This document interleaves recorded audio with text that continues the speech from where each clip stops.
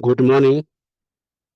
Good morning, the participants. We are ready and we want to start the program right now.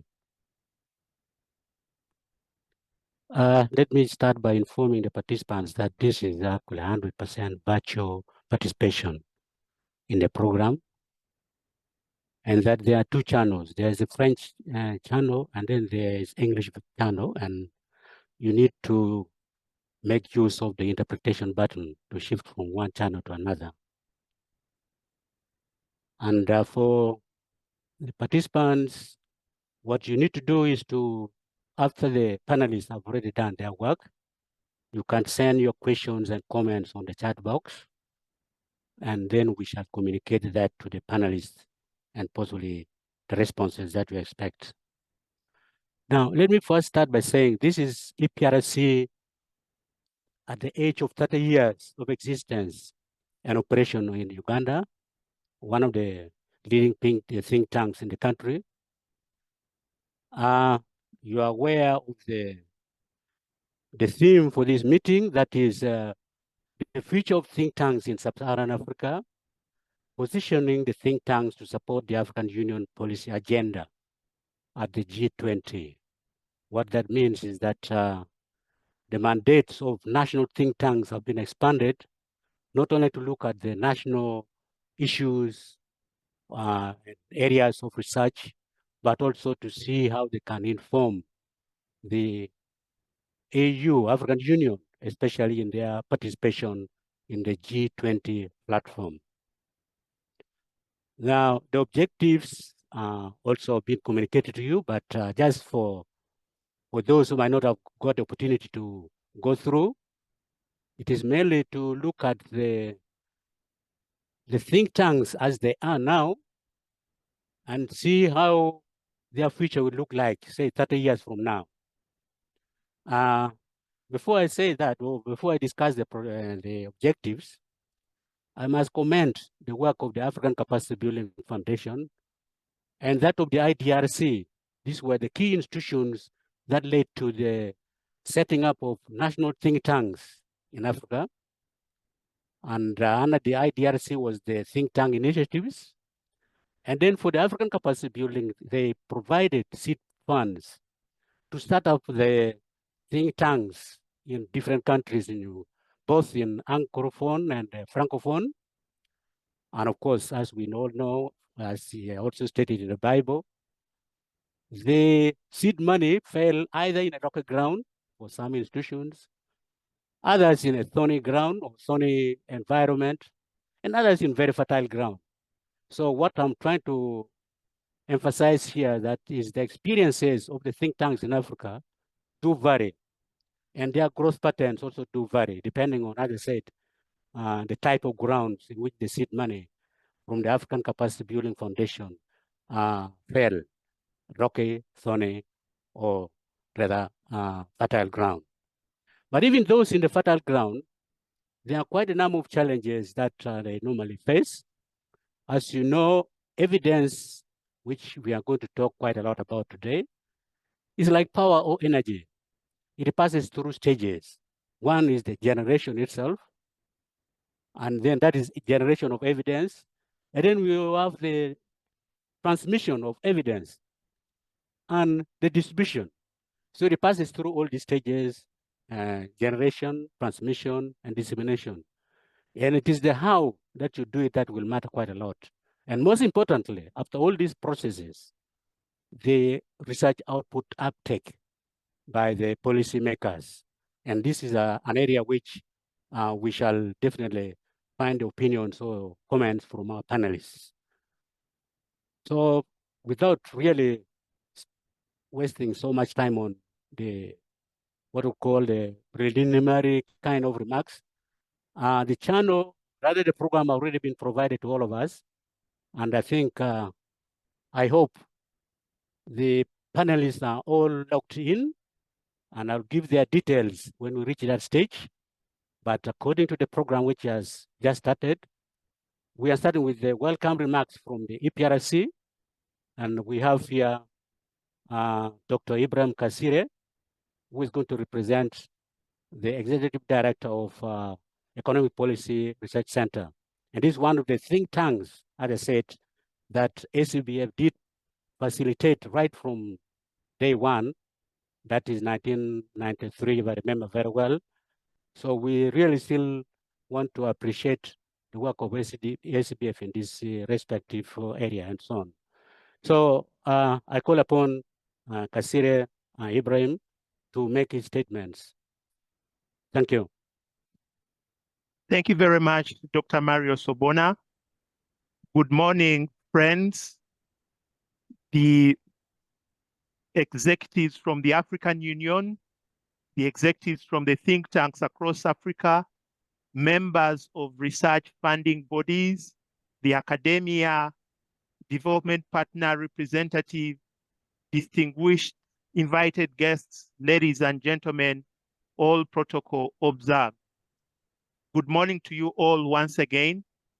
On behalf of the Economic Policy Research Center, EPRC, and on behalf of the ED, Dr. Sarah Sewanyana, let me take this opportunity to welcome you all to this webinar, whose theme is positioning think tanks to support the African Union agenda at the G20. At EPRC, we are also delighted to celebrate 30 years of existence since we opened our doors back when to the world in 1993. As has been mentioned, we did this with the support of the Africa Capacity Building Foundation, ACBF, the government of Uganda, and the International Development Research Center, IDRC, Canada. Over the past 3 decades, EPRC has established itself as a respected and trustworthy organization focused on economic management and development policy.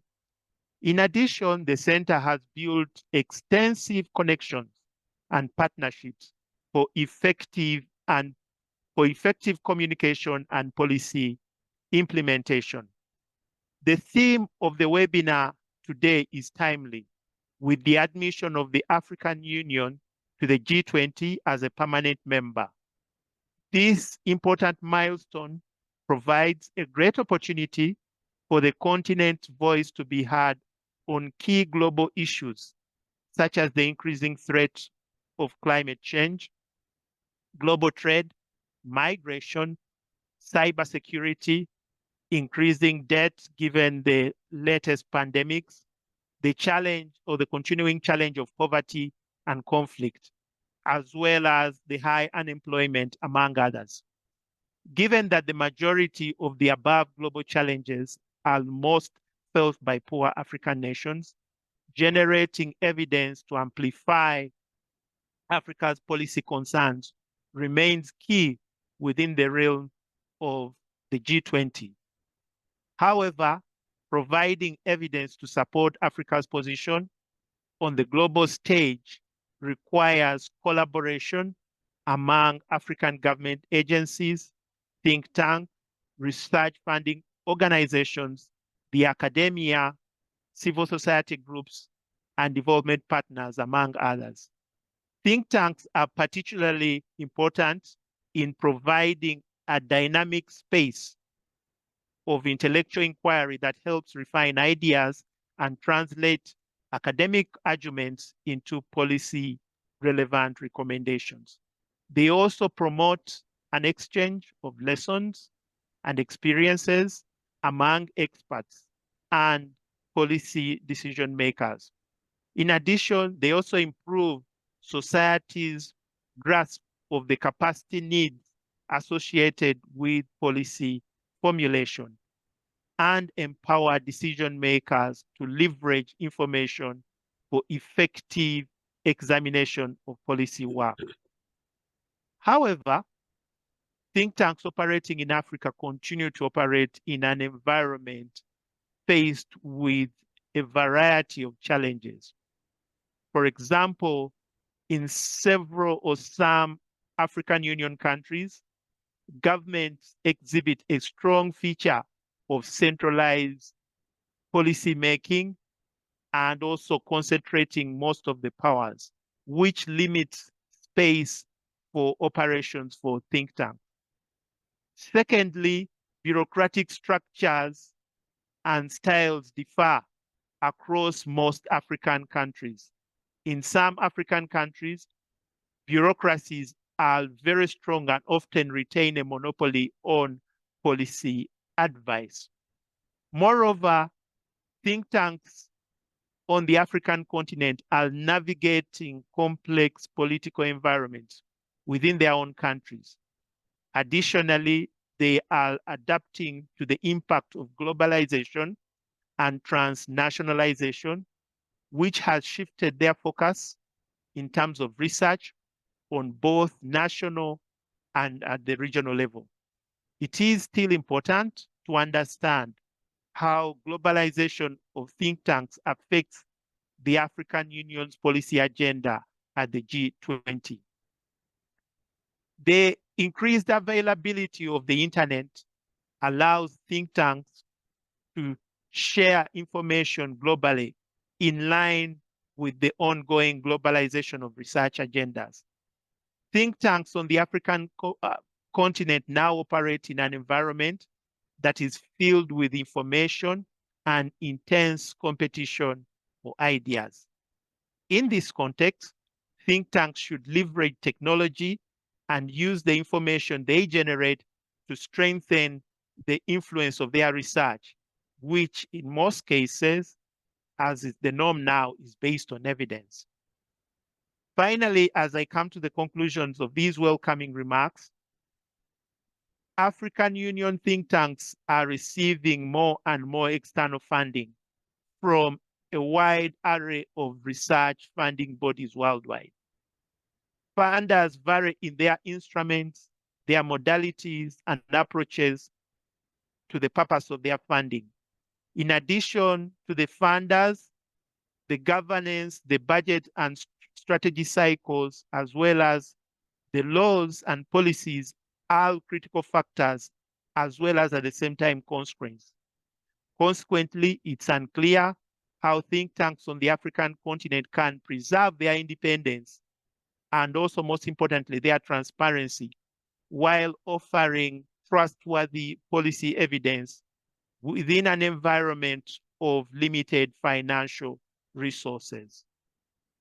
By the end of today's discussion, it is our prayer that think tanks that have on this webinar will be able to chart a way forward to position their respective institutions on how they can support the African Union at the G20. I wish to thank you all for honoring the invitation from the Economic Policy Research Center, EPRC, and I look forward to very fruitful deliberations. Thank you for listening to me, for God and my country. Thank you.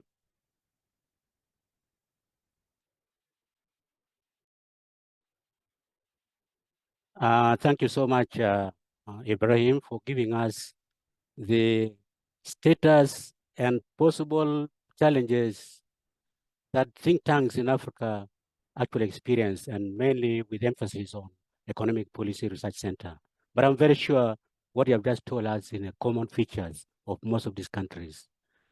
Now, before we jump into the next stage of our discussion, that is bringing the panelists together, I would like possibly to let us come to some kind of acceptance, the fact that how can we really measure the performance of think tanks, especially when you want to either compare, rank, or even argue your case that you're doing very well. In other words, could be a need to start what we call policy influence index of the think tanks, because the think tanks are not just there to generate evidence, as I said, not only just to transmit, only to disseminate, but at the end of the day, it has to filter into or land on the table of the policymakers to make them relevant, as Ibrahim has just said. And these performance indicators of think tanks should include, for instance, the quality of policy, that is how policy is done, or rather based on evidence policy making, number one. Number two, the quality of parliamentary debates, because the think tanks are supposed to provide the relevant evidence to promote or rather improve on the quality of parliamentary debates, because they should go to parliament when they are well informed on such issues that they are going to discuss. So that is the second issue, that is parliamentary debates. And the final one is also to inform planning, national planning, and all these other three aspects should be the ingredients that we may think of possibly to construct what I could call the policy influence index of the think tanks that we are talking of. So this is just some piece of information that we may begin thinking about, especially when we are coming to discuss the future of the policy think tanks to our audience and so on. So now I would then want to trigger off the conversation by first inviting our panelists. And our panelists here, I'll start with the first panelist, that is Elizabeth Sidoropoulos. I hope I'm getting the pronunciation quite right. And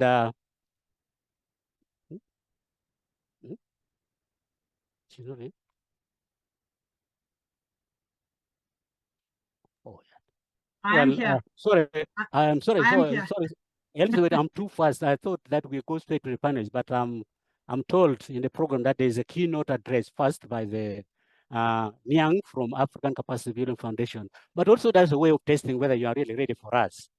And I think we go straight to the keynote address first, and that will actually set the stage for us. And I expect the panelists to pay quite good attention to what the keynote speech will bring us out, because that is setting the stage for your contribution. So, but thank you for appearing immediately. I asked you to appear. So can we now turn to Mbake Nyang? I hope I get the pronunciation quite right. Nyang is the Director of Programs and Impact of African Capacity Building Foundation. And as I said, African Capacity Building Foundation is one of the key players in spreading the gospel of evidence-based policymaking in Africa. But as I said, by providing the required financial seed money to them to really pick up on those areas. So over to you, Nyang, to give us your views from the African Capacity Building Foundation. And your views, as I said, are going to inform and set the stage for the panelists to make their contributions. Over to you, Nyang.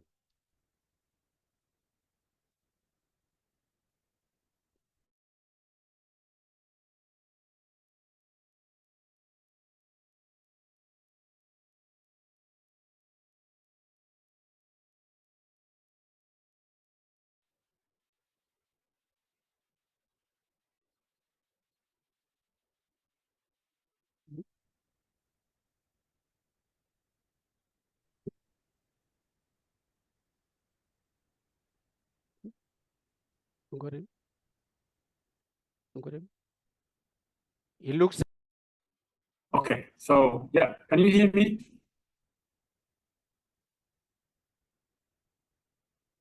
I can't hear you. I hope you can hear me.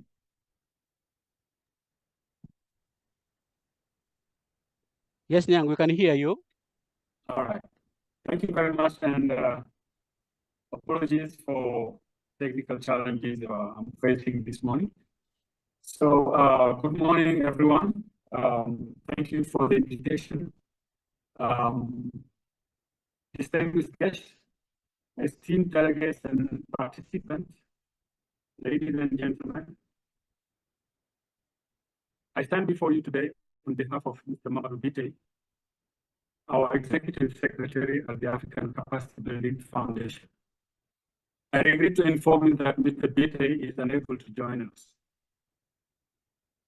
He is currently abroad for other assignment. However, he has asked me to convey his sincerest apologies for his absence and to express his deep appreciation of the opportunity to address this esteemed gathering.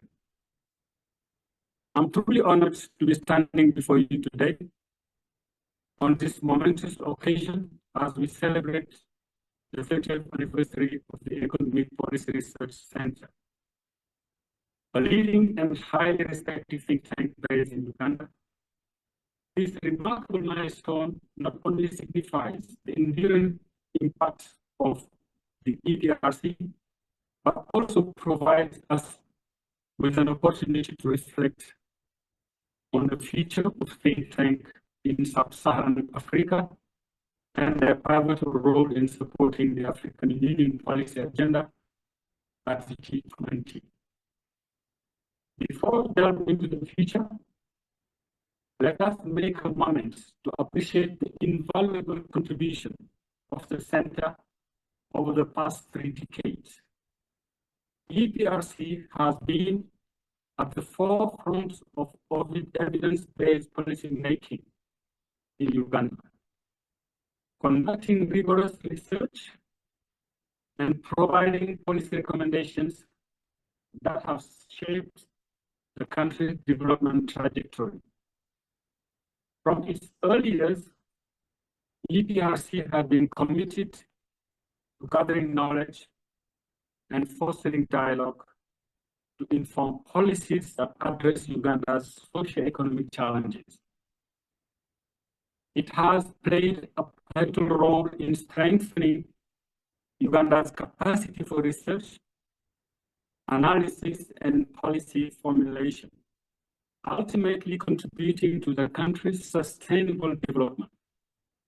Since its inception, the EPRC has evolved into a high-quality research organization, which has contributed significantly to the formulation of national policies and programs. The Center's research, work, and study have been instrumental in informing the Poverty Eradication Action Plan, the Country Economic Memorandum, the economic reviews of national budgets, the national development plans, the plans for modernization of agriculture, the medium-term competitive strategy, and the private sector, the national household surveys, and the poverty and social impact assessments. The public expenditure review conducted by EPRC fed into the government medium-term expenditure framework. Public expenditure tracking studies in education and agriculture have influenced public finance management at sectoral levels, and the Center's work on social protection is being used to inform the development of social protection framework in Uganda. We, at the African Capacity Building, are great supporters of EPRC and think tanks across the continent. ACBF's steadfast commitment to strengthening the capacity of think tanks in Africa has been instrumental in nurturing a vibrant ecosystem of knowledge generation and policy influence. Through financial and technical support, ACBF has enabled think tanks such as EPRC to thrive and make a lasting impact on policy-making processes in their respective countries. ACBF's investment in think tanks reflects its recognition of their critical role in shaping Africa's development agenda. Ladies and gentlemen, as we look into the future, the role of think tanks in sub-Saharan Africa becomes more significant, particularly in supporting the African Union policy agenda at the G20. The G20 as a platform for global policy coordination provides an opportunity for African voices to be heard and African priorities to be addressed. Think tanks, with their expertise in research, policy, advocacy, and policy analysis, are uniquely positioned to contribute to the G20 discussion and ensure that Africa's interests are well represented. Think tank can play a pivotal role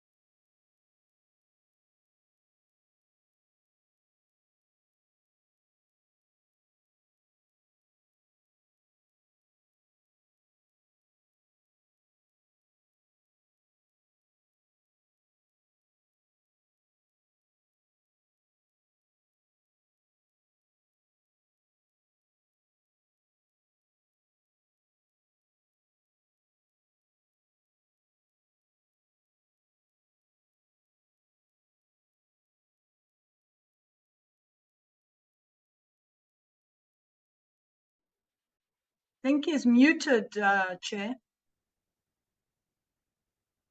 Sorry, can you hear me? Yes. Okay, sorry, it was cut at some moment. So by conducting research in this context, specific and relevant, that think tank can provide evidence-based insight to inform the African Union policy position and negotiation at the G20. This research can cover a wide range of areas, including trade, climate change, infrastructure development, and social inclusions, among others. Secondly, think tank can serve as knowledge brokers, translating complex policy issues into accessible and actionable recommendations. They can bridge the gap between academia, policy practitioners, and civil society, ensuring that policy decisions are informed by evidence and reflect the aspirations of African citizens. Think tank can actively engage with policymakers, fostering dialogue and promoting the uptake of research findings in policy formulation and implementation processes. Thirdly, think tank can contribute to capacity building within African countries, enhancing their ability to engage effectively in G20 discussions. By providing training, technical assistance, and mentorship to policymakers and researchers, think tank can strengthen the analytical skills and policy acumen needed to navigate complex global policy debate. The capacity building function is critical for African countries to actively participate in the G20 and shape the global agenda in a manner that promotes African interests. Ladies and gentlemen, at ACBF, we recognize the pivotal role of think tanks in supporting the African Union policy agenda at the G20. As we move forward, we remain committed to support think tanks and strengthening their capacity to contribute effectively to evidence-based policymaking. Our recently launched strategic plan, 2023-2027, underscores our commitment to evidence, data, and policymaking, and think tanks are pivotal for Africa's sustainable development. Through this plan, we will continue to provide financial and technical support to facilitate knowledge exchange and to foster collaboration among think tanks across the continent. In conclusion, ladies and gentlemen, the features of think tank in sub-Saharan Africa is promising and filled with opportunities. As we celebrate the 30th anniversary of the EPRC, let us take pride in the achievement of think tank across the continent. Their contribution to evidence-based policymaking have been invaluable, and their role in supporting the African Union policy agenda at the G20 is critical. With the continued support of our government, development partners, and capacity building development institutions, think tank in sub-Saharan Africa will continue to play a transformative role in shaping Africa's development trajectory and ensuring that African priorities are firmly represented at the global stage. I would like to thank you and congratulations once again to the EPRC Center for this remarkable milestone. Thank you for your attention.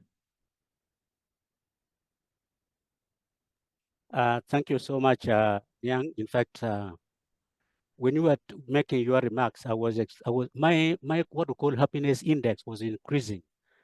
Reason being that I've been associated with the NPA, for EPRC right from 1994.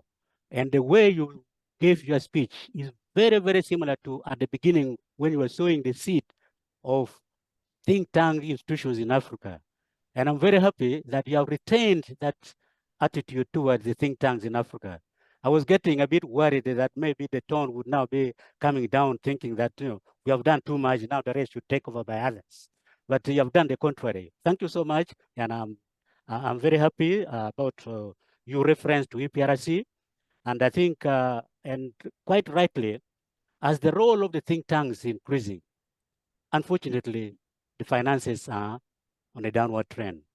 So it appears to be a negative relationship between the role increasing and also the financing of think tanks in Africa. And there are very many reasons for this, and I'm sure they will come out from our panelists and how possibly we can address those.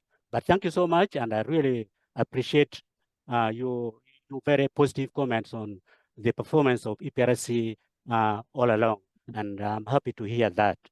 And interestingly also, you still have that energy to support these think tanks in Africa, which, as I said, I was fearful that after 30 years, you would be thinking that, no, you guys, I think there's some fatigue falling in, and I can win you off and so on. But I'm extremely happy that, as I said, you have retained your commitment to these think tanks. And some of the issues you have raised will actually be addressed by the panelists.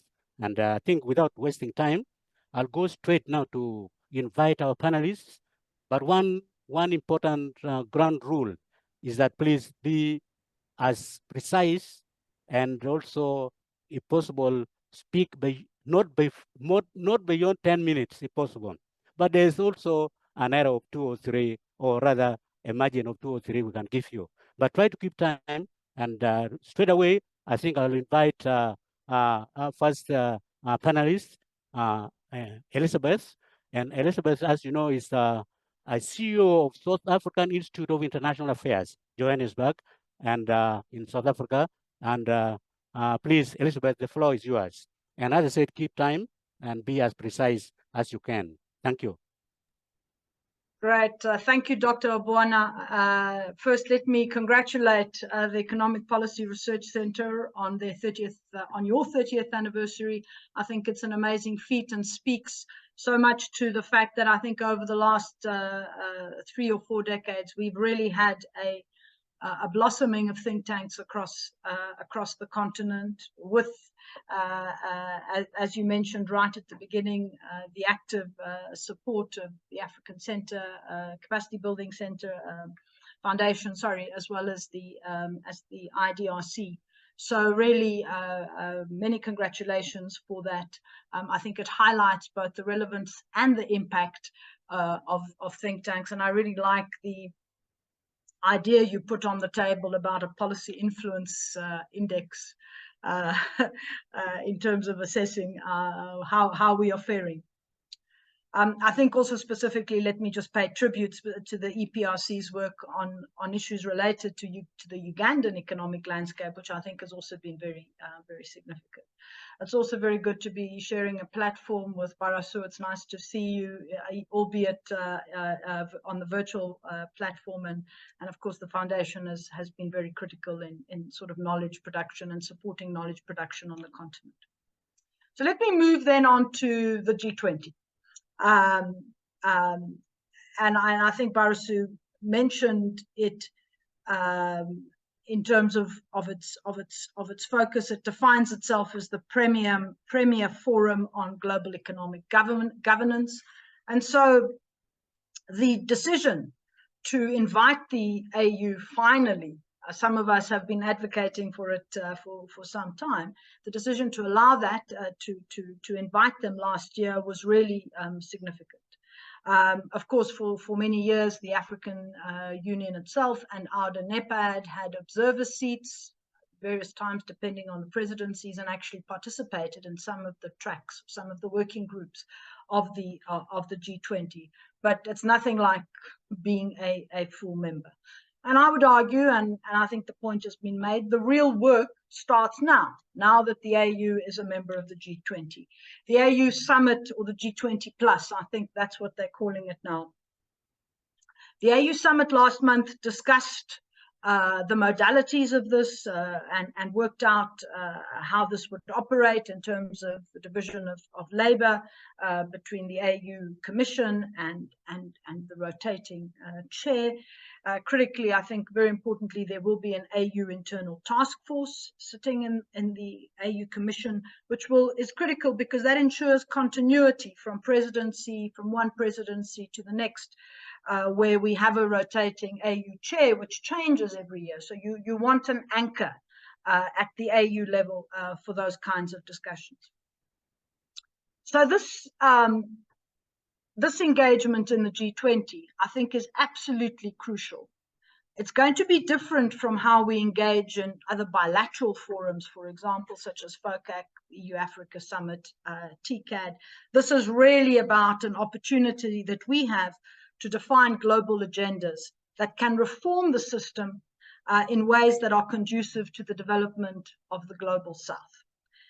And I will just touch on some of those themes a little later in the presentation. So what does this mean from a think tank perspective? I think firstly, the G20 is really creating an opportunity for us to focus on global structural transformation. Okay, many of us, and I think this was intimated earlier, have done a lot of work on the domestic and regional front in terms of structural transformation, our economies, national development planning, work at the household level, and so on and so on. But we also know that the global superstructure can often act as an inhibitor. So regardless of what you might be doing at the domestic level, there are certain rules and regulations at the global that would limit the effectiveness of policy decisions that you take at the national level. And so the G20 creates that platform for us to really articulate and advance our voice in that regard. So what does that mean? We need to build up our expertise on the global economic governance agenda and the points that are critical for our own socioeconomic development that have a link to the global. I think this point was made a little earlier as well. We need to broaden and strengthen our think tank networks so that we can cooperate on research, but also, because that's the one dimension, and the other dimension is equally important, is how we disseminate and how we engage policymakers. We know that it's sometimes not easy, depending on the country, depending on the context, for policymakers to actually listen to African think tanks. I mean, that's the irony. Sometimes our policymakers listen to big global consulting houses. They listen less to think tanks. But I think there are opportunities there in a networked way to really have the research, our policy recommendations really amplified, and bring policymakers into dialogues, into discussions on these issues in ways that are also not seen as being overwhelming or intimidatory. All right, I think it is about really building up a constructive relationship with policymakers, which is not, in some cases might be easy, in others it might be more difficult, but I think it's about really building trust. The other dimension related to policy engagement is that while individual African countries are not members of the G20, the fact that the AU is a member means that member states actually have a responsibility and an incentive to be more knowledgeable, more engaged on the issues on the G20 agenda, even if their presidents are not necessarily sitting at that table in any particular year. Because the whole idea behind the AU having a seat there is that member states are actually able to help steer and guide and develop the key priorities that are put onto the G20 from an African perspective, and we saw some of that at the AU summit last month. So here as well, there's an opportunity for cooperation between think tanks that have been active in the space, and clearly South Africa has been a permanent member of the G20 since its inception, and its inception as a finance ministers meeting in 1999, and then elevated to a leader summit in 2008. And there are a number of think tanks that in South Africa that are doing work in this area. But there is an opportunity here there are also other think tanks. There are think tanks in Ghana, in Kenya, in Nigeria. My colleague Sisi is from Sisi is here, Chuka. So there's an opportunity here for think tanks that have been working in that space and will be building up their engagement at the G20 to also work with other think tanks that are moving into this space now that there is this opportunity. And so this creates the possibility of building up capacity in think tanks that previously haven't worked in this space, and also working together creates, in a networked fashion, creates economies of scale in terms of our impact.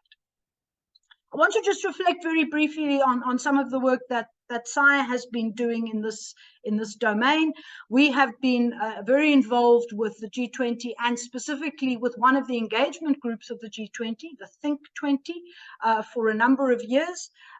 Also in 2017, we were one of the founders or the convener, so to speak, of what we called at the time the Think 20 Africa Standing Group, because Africa, of course, was not at the table. It was only South Africa. And we thought, nevertheless, that because global economic governance has so much impact on and consequence for development in African countries, it's important for African think tanks to be at the table and to be engaging with these things. And over the course of since 2017, a number of think tanks that have formed part of this network have been engaged in the Think 20 process, have contributed policy briefings to the Think 20 process, which themselves also contribute then to the and make are channeled into the thinking of the G20 Sherpas and finance ministers as they prepare their statements and their communiques. And this year, of course, the AU is a member. I think there has been a gradual ramping up of the number of think tanks from Africa that are actually participating in the Think 20. It's a very open, inclusive process. It's not just about countries who are members of the G20. And I think speaking at platforms such as this with the EPRC, I also want to urge in the future think tanks that haven't been involved really to become involved, and I'm happy to provide information in that regard.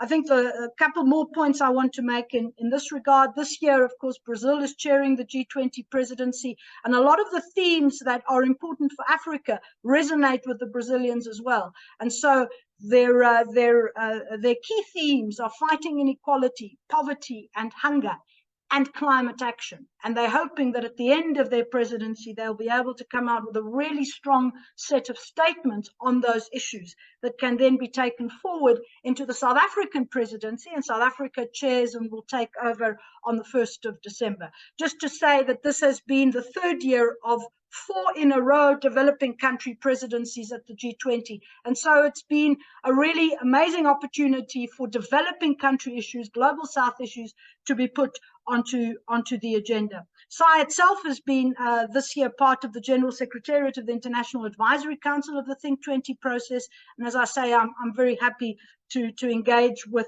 people who might be interested and who haven't been involved in this forum. Then lastly, just a couple of points. We need to tailor our research and evidence and recommendations in ways that are accessible and helpful to policymakers. I think the point was made by Barasu. They have to be clear, they have to be concise, they have to be actionable. Okay. The next point I want to make is about funding. Okay. This is a two-way street. It's important for think tanks to broaden their research and agenda, but also at the same time, it is important for African agencies to contribute to the building up of capacity and provision of resources. In other words, can we look in the AU, in the various AU agency for pots where we can pull resources, financial resources that would enable, that are African driven and African mobilized, that would enable our think tanks really to rise to the challenge and the opportunity that is presented by our membership of the G20. And then lastly, a couple of themes that also resonated, I think, at the AU summit a couple of weeks ago. The first is what is so important for Africa and has become really centerpiece in the last couple of years, the issue of food security, but significantly, I would also, the role of global commodity markets and food security, because we're also thinking about how we regulate the global system. Global financial architecture. A lot has already been done by the AU and UNECA in this regard. It is about Bretton Woods reform and the quotas. It's about special drawing rights. It's about the replenishment of the IDA this year. It's about the role of credit agencies and the cost of capital. Okay, these are all very, very important.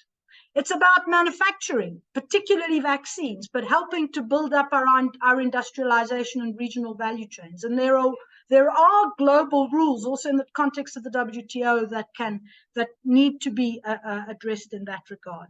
How to avoid green trade protectionism, which is proliferating in the context of a WTO that isn't moving quickly. And actually tackling the big issues. And of course, just energy transition, climate change, and social protection. These are all issues where I think many of us are working, some of us at the domestic level, but this is now the opportunity to make those links between the local and the global, because at the global, what happens there has a very, very significant impact on the local, and the two are not separate. The two are very much part of the ecosystem of ensuring that we're able to achieve Agenda 2063, the second 10-year implementation plan, and indeed 2030 agenda, our SDG goals.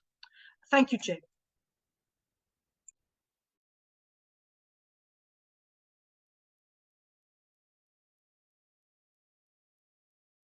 Can influence the African policy agenda at G20, especially for socio-economic transformation and development. You have able to done that, and thank you so much. And from experience I've got from you, I can give our digital gurus to develop what we call virtual time control mechanism, because it's extremely difficult to, it was very interesting contribution, but there was no way I could convey that message to you, but thank you so much. Now, and you have good reasons to do that, because I never constructed the perimeter wall on the areas that we should cover right at the beginning. But the rest of the panelists will face that kind of rule. So thanks so much, Elizabeth, for what you have done, and we really appreciate your contribution on that respect. Now, for the second panelist, again, as I said, let's try to maintain the time to 15 minutes or less. And the second panelist is Edward Brown, Dr. Edward Brown, who is Senior Director, Research Policy Engagement, African Center for Economic Transformation, ACET, that is in Ghana. And we are going to restrict your contribution to really consider or inform us, help us think widely on how can think tanks maintain institutional independence, objectivity, credibility, and transparency to provide research evidence for policy makers, especially with the fact that there is some physical space narrowing in most of these African countries, and of course the think tanks are being affected on those. So Brown, please kindly try to restrict yourself within the 15 minutes you have mentioned, and I think without wasting time, please, just the floor is yours. Thank you. Okay.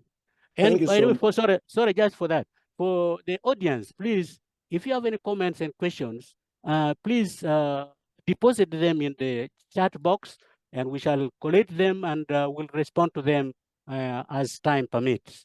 Over to you, Edward. And as I said, try as much as possible to keep within the time frame. Thank you. Thank you so much, Marius. It is my pleasure to be here today. And I just wanted to start by congratulating EPRC for its 30th anniversary. I think it's done a commendable work in trying to strengthen policy uptake in Uganda and also across the continent. So congratulations again to EPRC. Let me start first by, making two observations. One, there are three operative words in the phrase of the question, which I would like to highlight individually to address this question.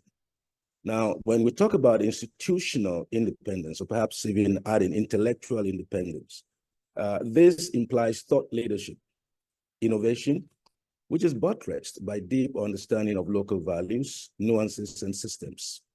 Transparency also implies analytical rigor grounded in sound, data-driven, verifiable evidence.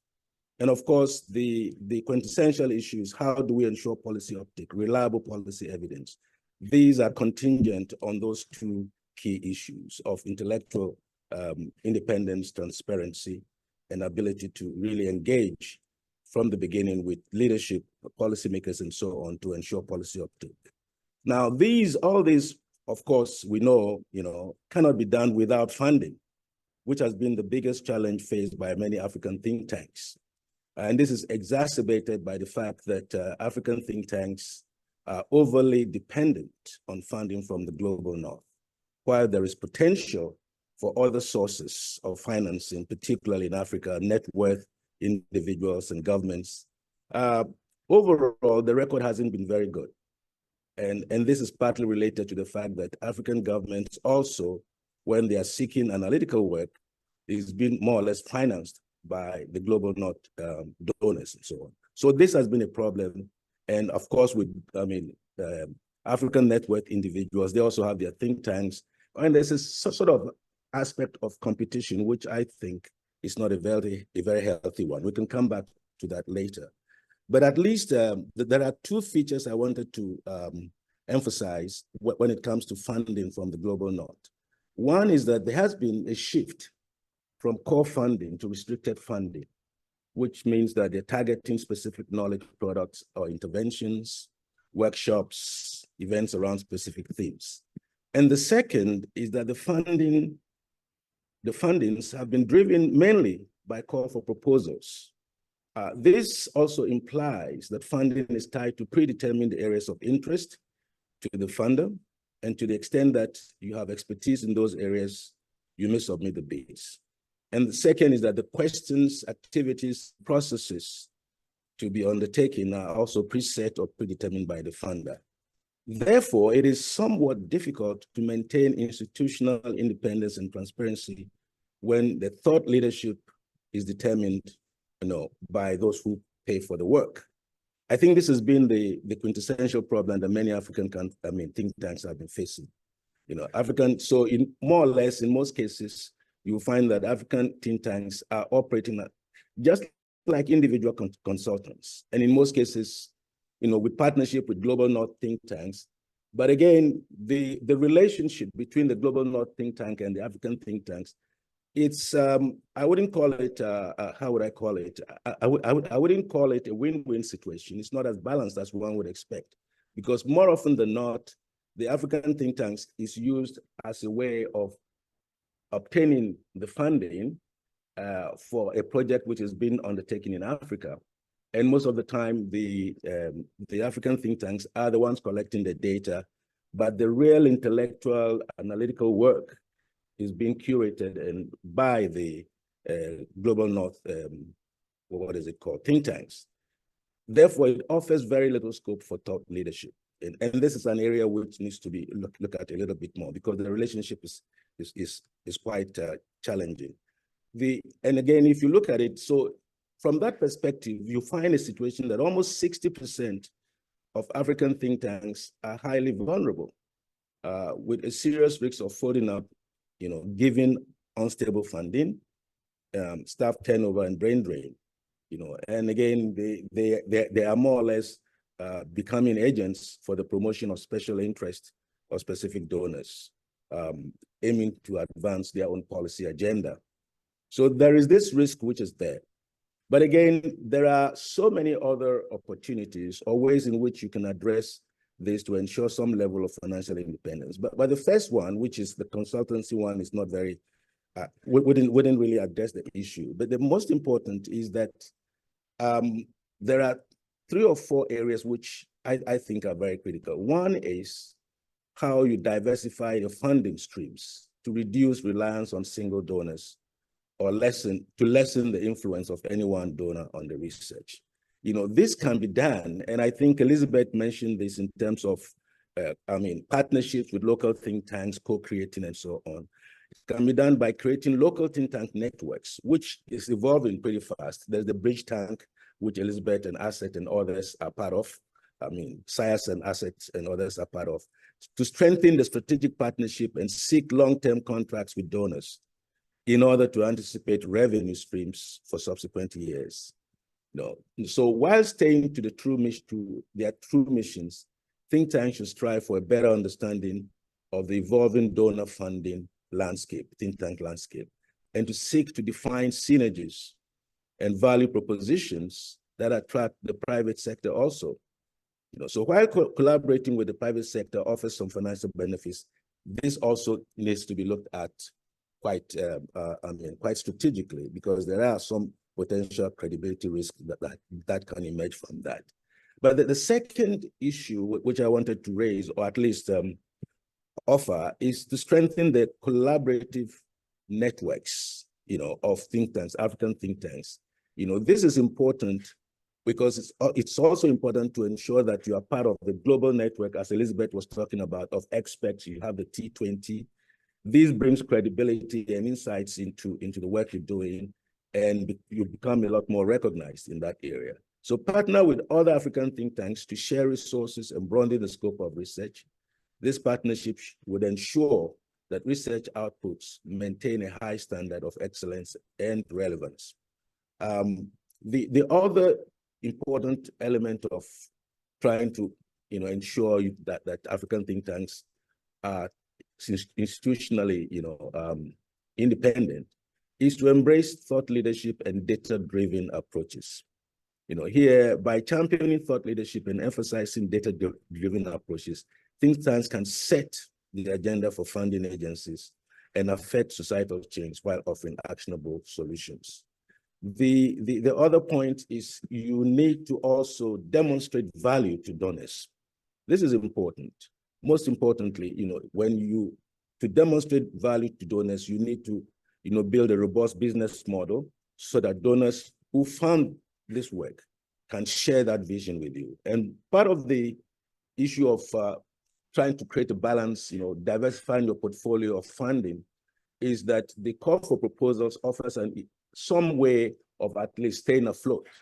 But if you really want to become a strategic partner to the funding agencies, then there is a need to demonstrate value by suggesting key areas where you can co-create with them, which are anchored in your value proposition for what you're trying to do.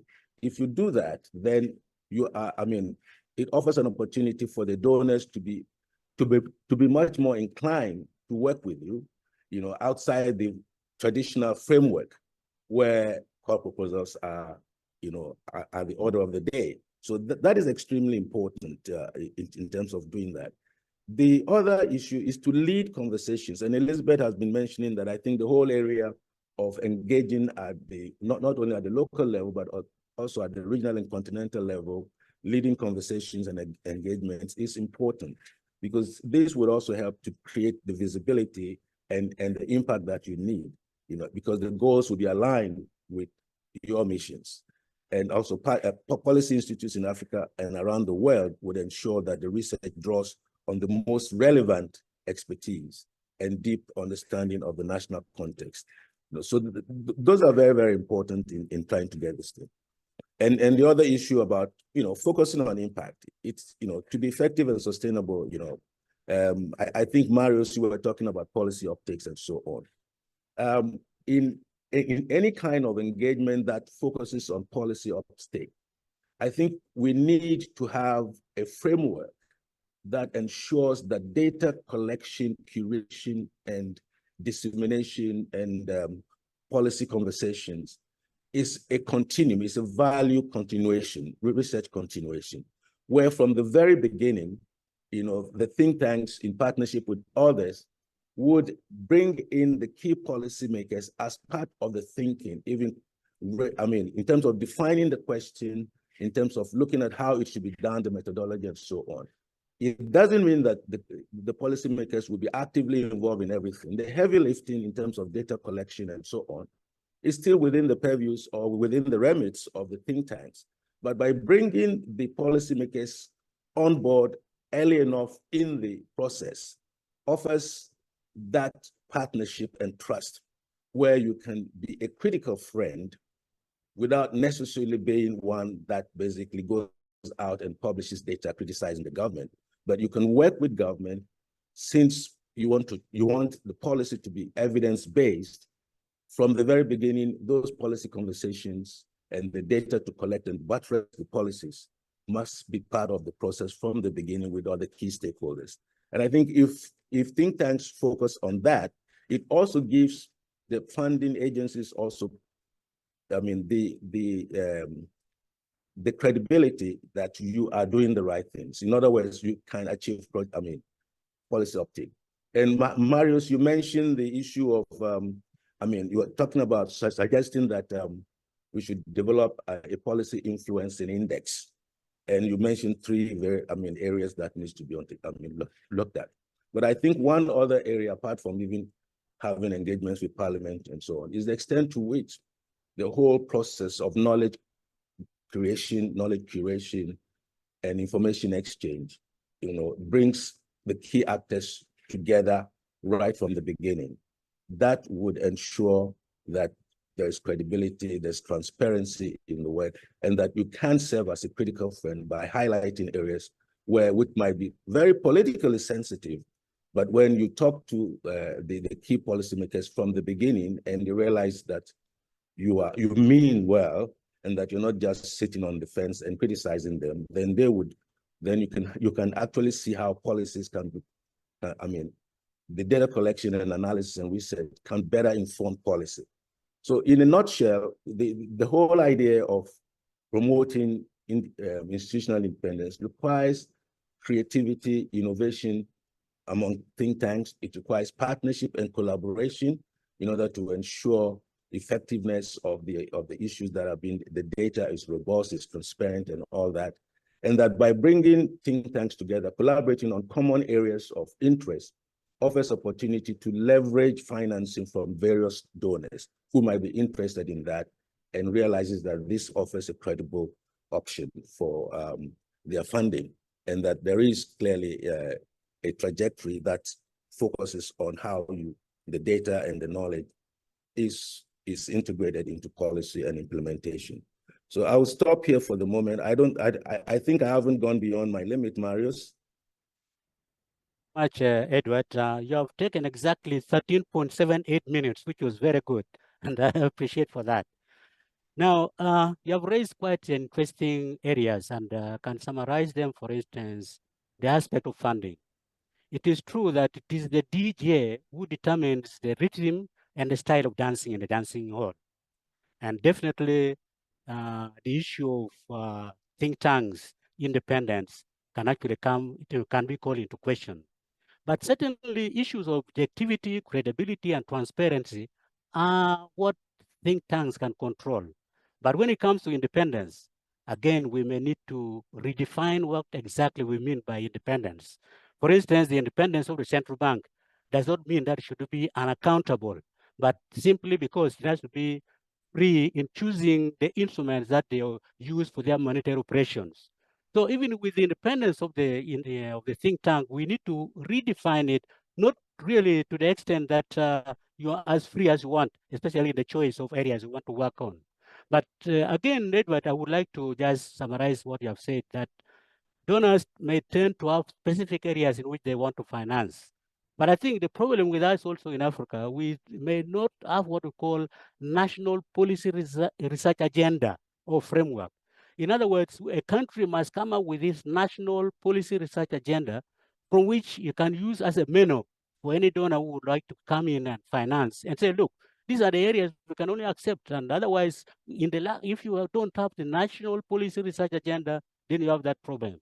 But finally, I definitely agree that the issue of collaboration becomes very key, especially when you now want to incorporate some of the national and international and continental research agenda issues, like the AU now, African Union, G20. Definitely, it goes now beyond the national areas that we have been working on.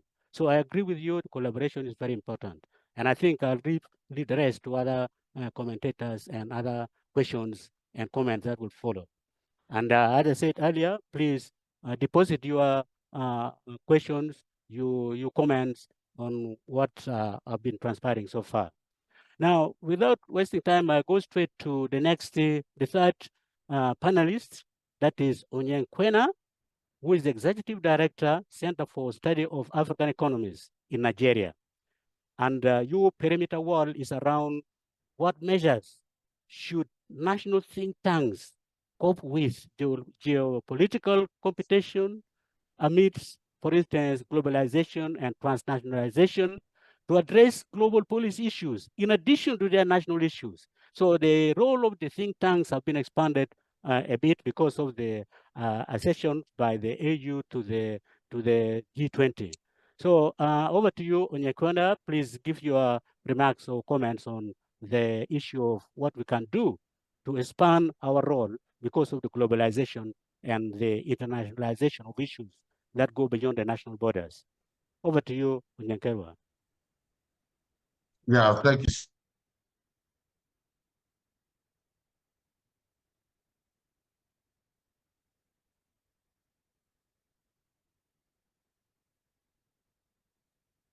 Okay, you're muted.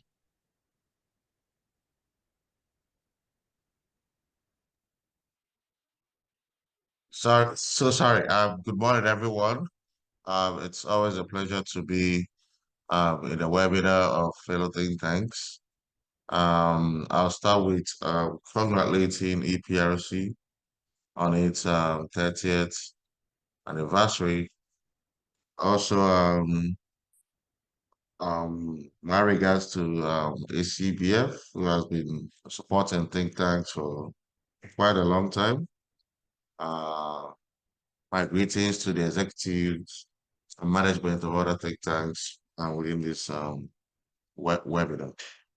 I'll start with mentioning that the AU's permanent membership in the G20, which was granted last year, September, is a significant milestone that marks a shift towards a more inclusive governance structure. The new status emphasizes the role of think tanks in influencing policies within the G20 framework. It provided an opportunity for a diverse African perspective to be considered in the global decision-making processes. African think tanks are well positioned to address critical challenges such as climate change, food security, global trade, migration, cybersecurity, and poverty. And by conducting research, analyzing data, and offering policy recommendations, these think tanks can contribute valuable insights that take into account the specific needs and circumstances of African nations within the G20 context. This active involvement positions African think tanks as essential contributors to the development of effective and equitable global solutions. Collaboration and knowledge sharing are crucial for maximizing the impact of African think tanks within the G20. Serving as knowledge hubs, these institutions can facilitate collaboration among African nations and other G20 members.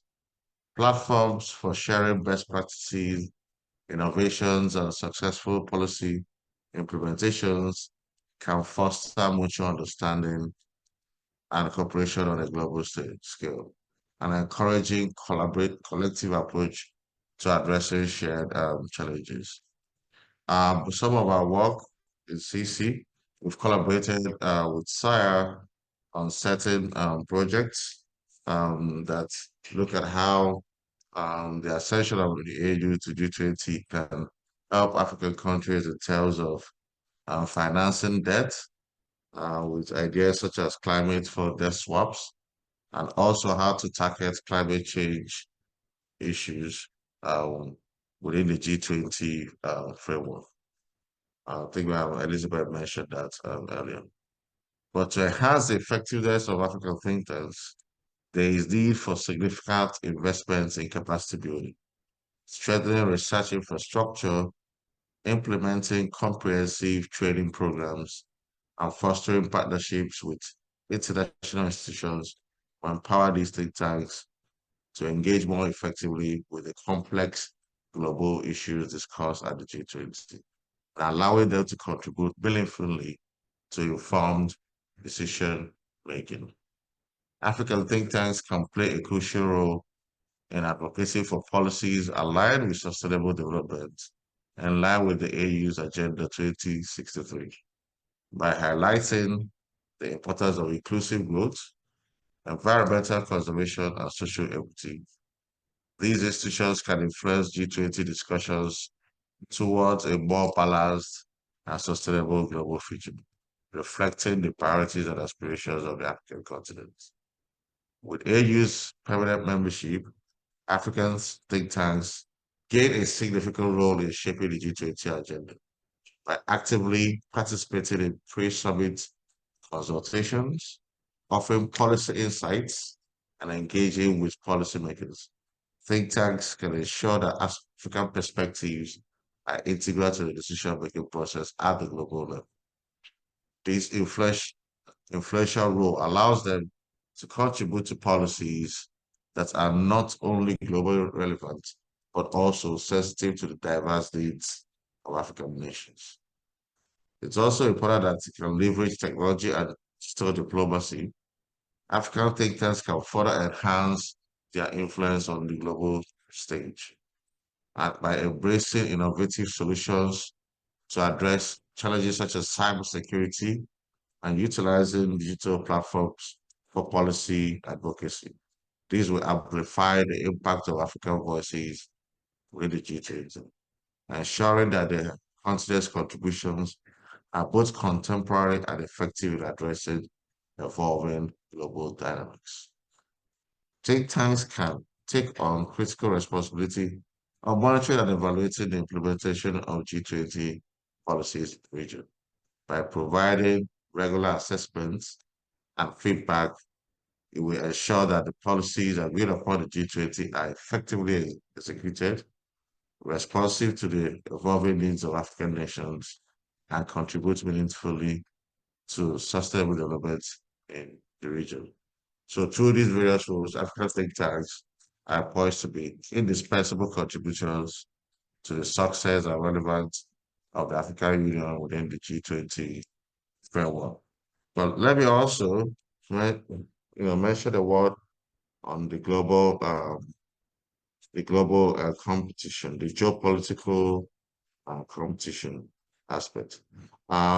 What this has done is that the geopolitical competition and tensions around the world have also made think tanks more relevant because these geopolitical tensions have really stimulated more demand for evidence. And as a result, policymakers and key stakeholders, are in dire need of answers to a lot of geopolitical issues. And as of that, it has really stimulated the demand for evidence. In an area like Africa where demand for evidence is weak, these geopolitical competition and tensions have really stimulated the demand for evidence, making think tanks more relevant because a lot of these issues have really had adverse effects on the cost of living, inflation, all the financial management issues.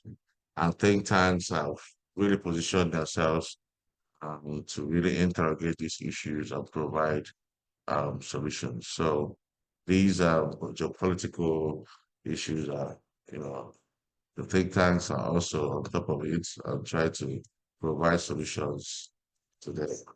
So let me stop here as I look forward to comments. Once again, thank you so much, Dr. Nyekwena, for your contribution on the geopolitical issues and how the think tanks can respond to, and taking into account the interdependence of most of these issues that we consider. And again, I leave this for the audience, virtual audience, to make comments, and we shall definitely get back to you. Now, we are going to the final panelist, and the last, and of course not least, is Mrs. Odila. Odila is the Executive Director, Center for Studies and Capacity Building for Development in Togo. And I believe this is going to be a French version of the contributions. Over to you, Odilia.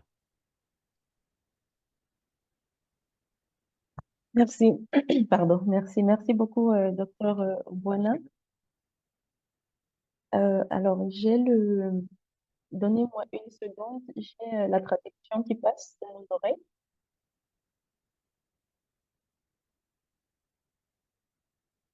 Je ne sais pas si je peux l'enlever.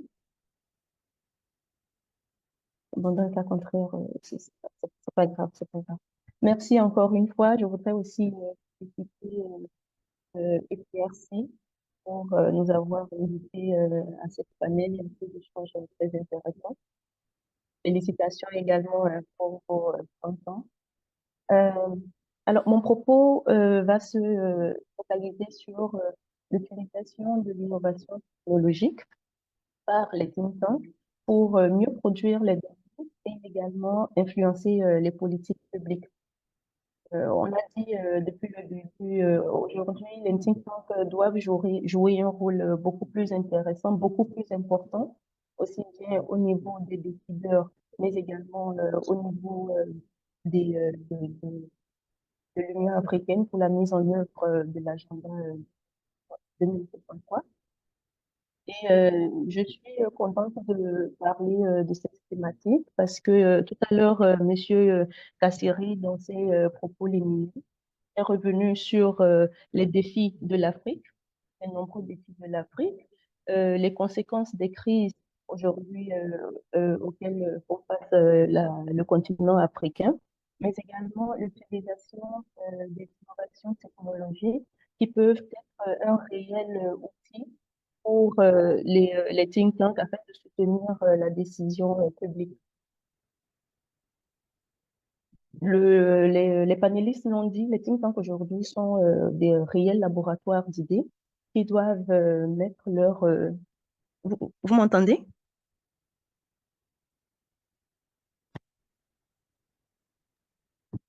Oui, Vous on vous m'entendez? entend. D'accord, merci, je n'avais plus de son. D'accord, donc je disais que les think tanks aujourd'hui, ce sont des laboratoires d'idées qui sont réellement au service des décideurs dans la conception et la mise en œuvre de politiques publiques. Et à ce titre, ils ont un rôle de plus en plus crucial parce que aujourd'hui, le monde se trouve vraiment à la croisée de ces chemins. Donc, dans la mesure où il fait face à une multitude de crises, on va même jusqu'à qualifier cela de polycrise, de dire que nous avons des crises économiques, sanitaires, géopolitiques, alimentaires, environnementales, migratoires, énergétiques. En tout cas, il y en a une pléthore. Et le rapport sur les risques mondiaux du Forum économique mondial 2023 illustre parfaitement l'interdépendance, l'interconnexion qu'on peut voir entre ces crises, mais surtout les effets aussi dramatiques que ces crises peuvent avoir sur les différentes économies dont l'Afrique. Certains experts vont même jusqu'à parler de permacrise parce que nous avons des crises qui sont permanentes et dont les effets et les conséquences sont durables et terribles. Et aujourd'hui, le continent africain n'est pas non plus en marge de tout cela.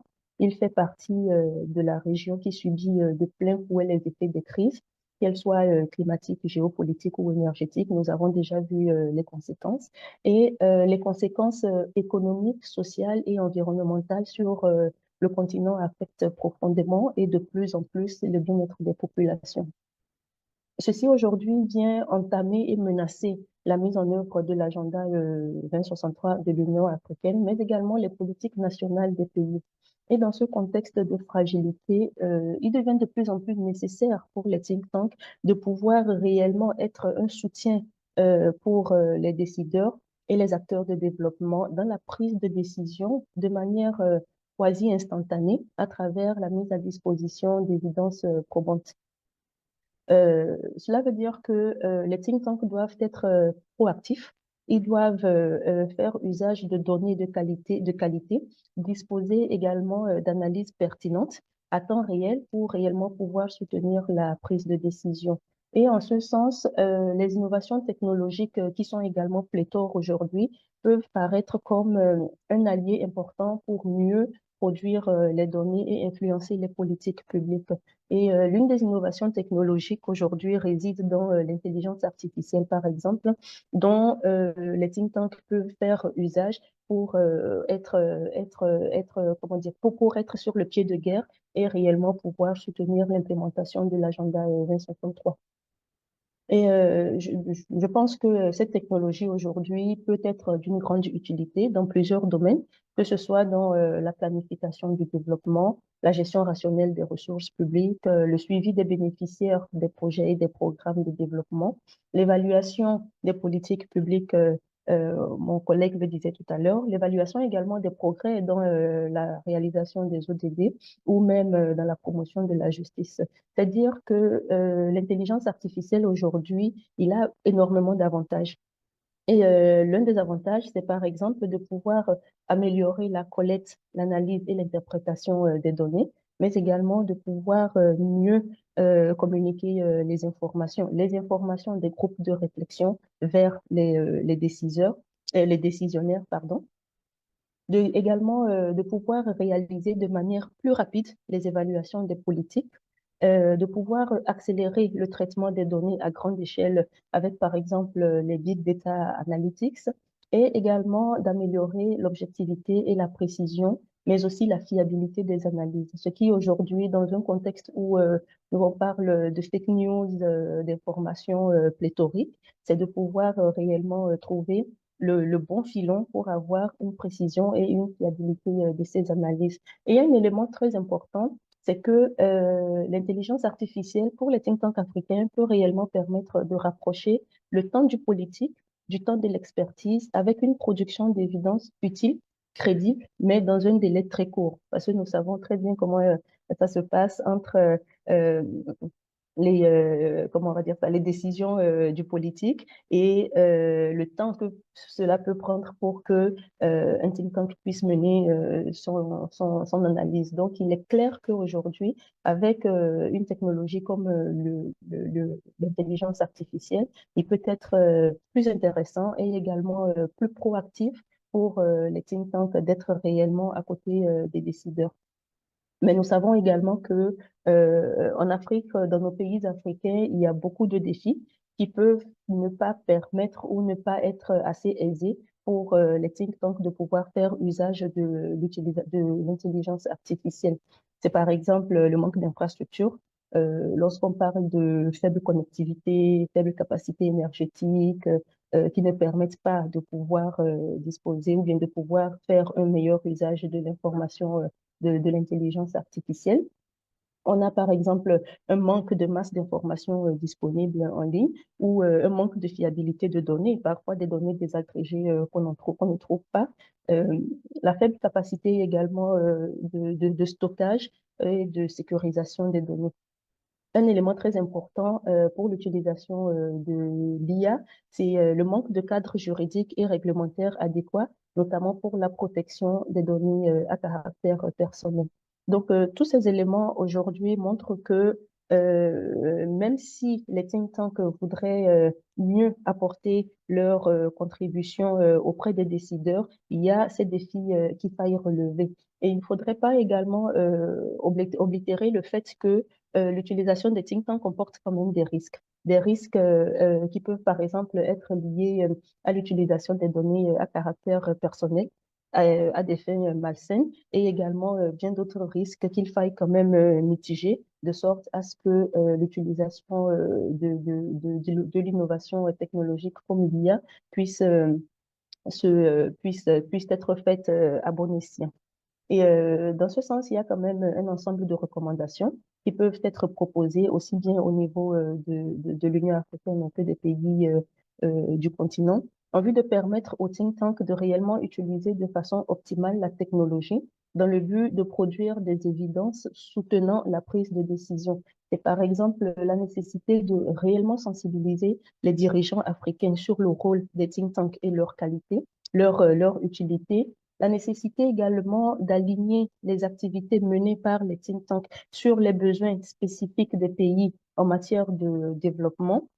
Il est également important de pouvoir positionner les think tanks le plus près possible des cercles décisionnaires dans les écosystèmes nationaux afin de mieux prendre en compte les orientations et leurs analyses produites, ce qui malheureusement dans la plupart des cas n'est pas confirmé.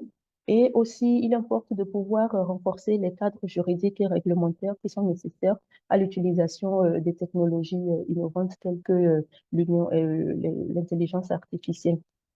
Je pense également que l'une des recommandations, c'est l'amélioration et la fiabilité des données qui sont collectées pour la surveillance régulière des questions, surtout des questions éthiques dans leur exploitation.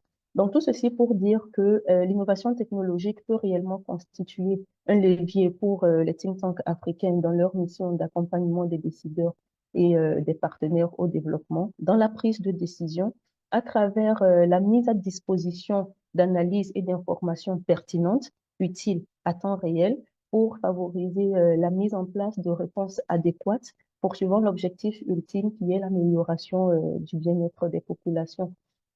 Mais au-delà de cela, nous pensons qu'au-delà de l'utilisation de la technologie pour fournir ces évidences qui sont censées soutenir la mise en place des politiques efficaces, nous pensons qu'il faille quand même se poser la question de la capacité réelle des think tanks africains à influencer la décision publique.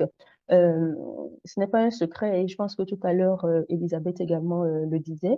Le constat qui est fait, c'est qu'en dépit de tous les efforts par les think tanks, le défi qui persiste, c'est réellement de pouvoir donner, c'est la capacité de pouvoir mettre en œuvre les recommandations des think tanks pour la mise en œuvre des politiques de manière efficace.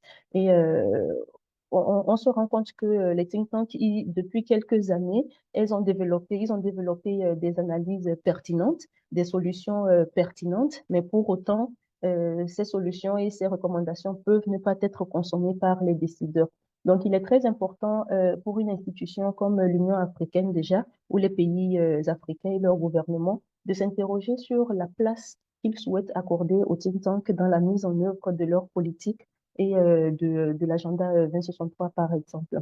Les questions, c'est par exemple de savoir quel est le poids réel qu'on donne aux think tanks sur le continent africain par les décideurs eux-mêmes, d'abord, par les décideurs. Quelle est, par exemple, la place qui est conférée aux think tanks dans les écosystèmes nationaux, ou encore quel dispositif peut être mis en place pour mieux considérer les recommandations, les avis, les analyses qui émanent des think tanks, et aussi comment mieux traduire les travaux des think tanks par des mesures politiques qui soient réellement pertinentes et surtout utiles pour le décideur. Et une autre question qui a été également déjà soulevée, c'est l'autonomisation, l'autonomie et le financement des think tanks pour qu'ils puissent être assez transparents, qu'ils puissent être assez indépendants et mieux jouer leur rôle.